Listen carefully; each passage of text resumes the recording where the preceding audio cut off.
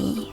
In front of me is ZTE Blade A71, and today I would like to show you how you can switch on or off autocorrection on this ZTE. First of all, go into Settings. Then scroll all the way down and tap on System and Update. Now click on Languages and Input.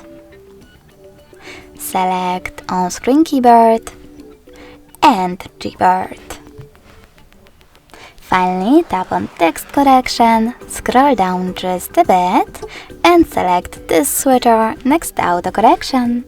As you can see, after that, automatic text correction is disabled, but you can always enable it by tapping on the same, now grey switcher.